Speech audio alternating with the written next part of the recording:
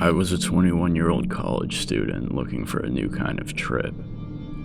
I read about DMT brew online and just knew I had to get my hands on some. Acid and shrooms just seemed to no longer cut it after the research I did on this stuff.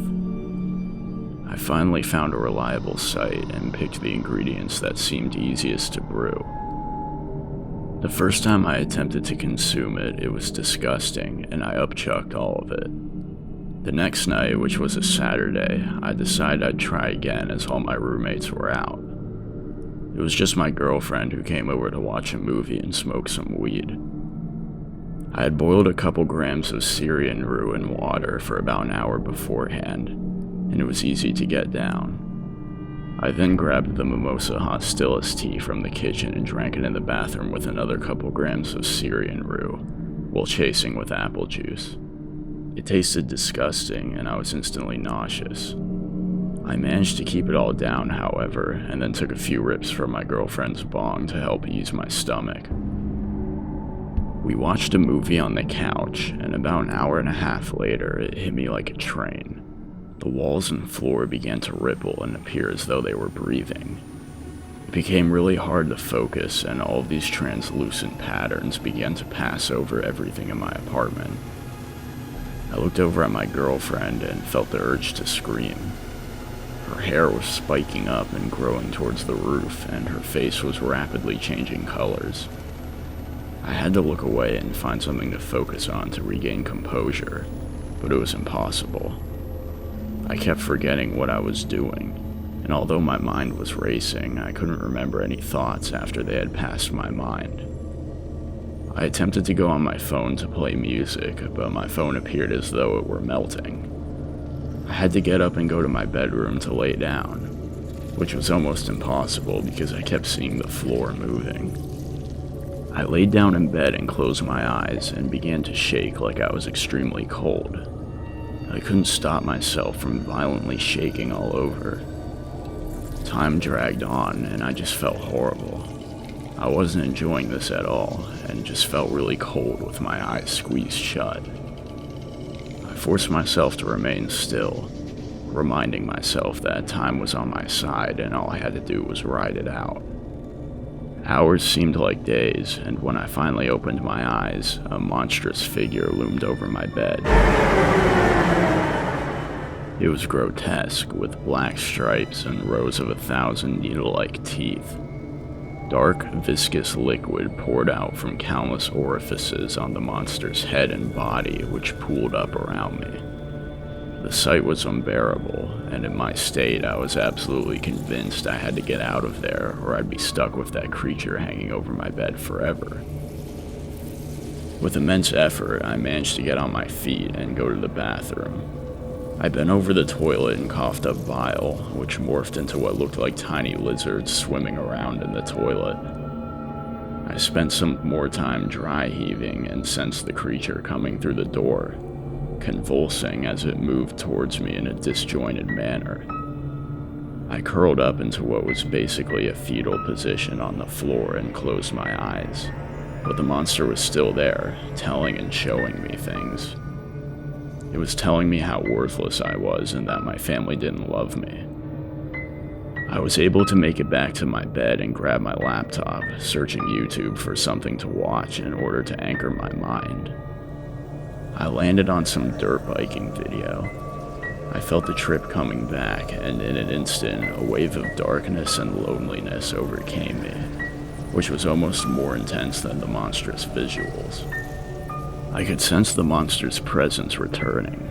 I tried my hardest to focus on the video on my screen. I felt myself being sucked into the video and traveling through the scenic background of different dirt bike riders doing stunts over hills and stuff.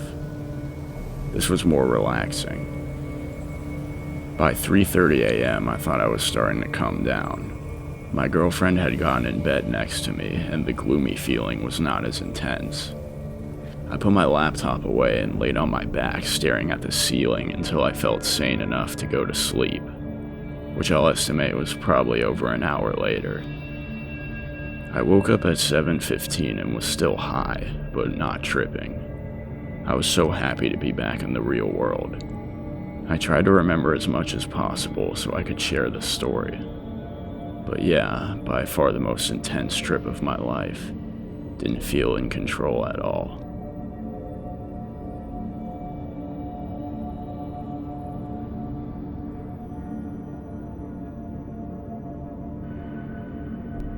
So I took 775 milligrams of DPH last night at around 9:30 p.m. And up until about 11 it was relatively chill. I was just laying in bed or walking around my house with all these cool glitchy visuals occurring. That was until after returning to my bedroom with a glass of water and seeing a fucking man standing on my bed. He appeared to be trembling and was really blurry and dark, but he had on a fedora and coat and was extremely gaunt. I remember this horrible cracking, splintering sound echoing as he turned his head 180 degrees to face me like the Exorcist. I stared at him for a while, as his jaw kept moving unnaturally widely. Then I started hearing gunshots down the hall. I ran out of my room to find a dead body lying in a pool of blood in the middle of my hallway. His face was mutilated by multiple large gunshot wounds. I think I started screaming at that point, but the details are fuzzy, so bear with me.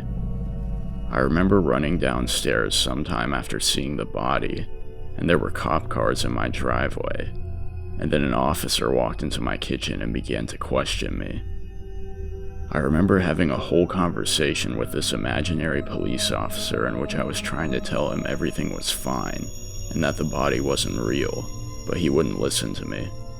I tried telling him I needed water as I had severe cotton mouth, but he still wouldn't listen to me. At some point I managed to get away from him and go back upstairs, which took a long ass time because my legs felt like they weighed 1,000 pounds. I think I actually reached down and lifted my leg up each step until I got back to my bedroom. I laid down in bed in an attempt to go to sleep, but that was short-lived as I kept hearing noises. Then my physics teacher stepped into my room and started telling me I had to open up my laptop to Google Classroom and do an assignment right now. I told him to get lost and that it was 2 in the morning and I wasn't doing that. He threatened to write me up, so I actually got out my laptop at 2 in the morning to log on to Google Classroom, but I gave up quickly as I couldn't read a damn thing due to my vision being so blurry. More time passed, I don't know how much, and I decided I needed to go outside to try and get a grip on reality. In hindsight, this was a horrible idea. As soon as I stepped out onto my front porch, I could see shadow people all over the street staring at me. I sat down and was feeling so freaked out. I just wanted the whole thing to end. This was my 3rd time on DPH, and I had never seen anything as crazy as this. The other 2 times, it was just shadows and imaginary insects. I heard moaning nearby, like guttural moaning. Over to my left, at my neighbor's property, there's this large oak tree that sits on his front lawn. There was a little girl in a white dress covered in blood standing in front of the tree. I froze up, and in an instant, she dropped down to all 4s and started crawling towards me with tremendous speed. She crawled over the fence separating our lawns and then all the way up my front stoop right towards me. I jumped off the porch and ran around the back of my house, literally jumping over bushes, attempting to get away. Keep in mind, I was absolutely convinced everything I was seeing was real. After this point, the crazy vivid hallucinations calmed down. I was still seeing random people walking around my house, but I was able to stay relatively calm. At that point, I realized I had to do what I should have done earlier, which was pop some Xanax. Usually 2 of them would have me out cold, but it took 8 of them to finally put me to sleep. As soon as the Xanax kicked in, I felt pretty normal, but mentally shattered. Like I said, I'd only done DPH 3 times, and this was a game changer for sure. Everything felt so real, and I just spent the entire night experiencing indescribable fear.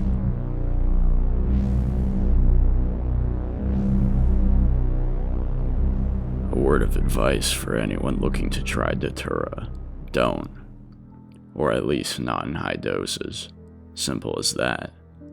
When I was in my last year of high school, me and my buddy Jared heard that the plant grew in a cemetery a couple blocks from Jared's house. Well, we were big stoners and looking to get fucked up one Friday night, so we decided to head to the cemetery and harvest some of the pods. We had never done Datura before and knew nothing about it. That was our first mistake. The pods we collected each contained about 80 to 100 seeds, and we both ate them all. After an hour of chilling in the cemetery and feeling nothing, we each broke open another pod and consumed more. That was our second mistake. I started feeling increasingly warm, despite the fact that it was 8 p.m. in the dead of winter. My body began to feel like I was lying directly under the sun, even though it was pitch black out. I lay on the ground, feeling the intense heat. The sensation that I needed to relieve myself became overwhelming. I stumbled down the hill some way behind a large tree, pulled down my pants and squatted, hoping for some relief. But nothing happened. Confused and feeling increasingly uncomfortable, I looked down and to my horror saw blood all over my pants. Panicking, I fell backwards, the sight of blood running down my legs, sending me into a frenzy. I started hearing noises, strange, surreal sounds that seemed to come from the graves themselves. I looked up to see shadowy figures emerging from the tombstones. I managed to practically army crawl around the other side of the tree and tried to focus, but that feeling that I was in too deep and that this would never end overwhelmed me. I saw what appeared to be my mom and dad standing over me, yelling in concern. But their eyes were empty sockets, weeping blood instead of tears. The sight was so unnerving I scrambled to my feet and ran as fast as I could through the cemetery, desperate to find safety, or to find Jared. I somehow made it to our car by the edge of the cemetery, near a gravel maintenance road. Jared was there, sitting nonchalantly on the hood as if nothing was happening. I started to yell at him, asking how he was so relaxed and telling him to get me out of this nightmare. He began displaying this unnaturally wide smile and taunting me. We went back and forth until his head just fell clean off his shoulders, hitting the ground with a thud. What looked like earwigs began crawling out of the bloody stump atop his neck. Swarms of them were crawling down the hood of the car and towards me.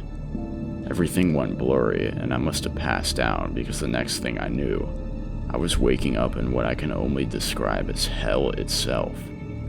It was a torturous realm, where the souls of the damned seemed to be punished.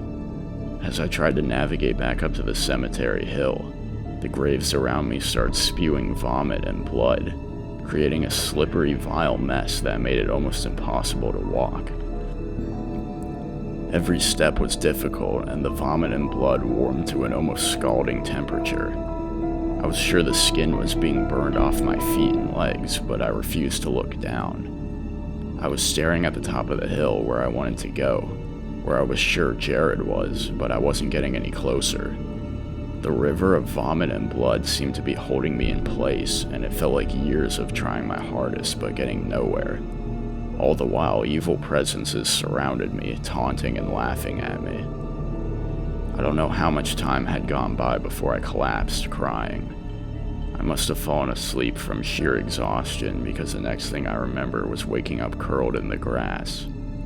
My vision was still fuzzy, shapes moving in the periphery, but I seemed to be coming down. Jared found me shortly after, looking just as worn and terrified.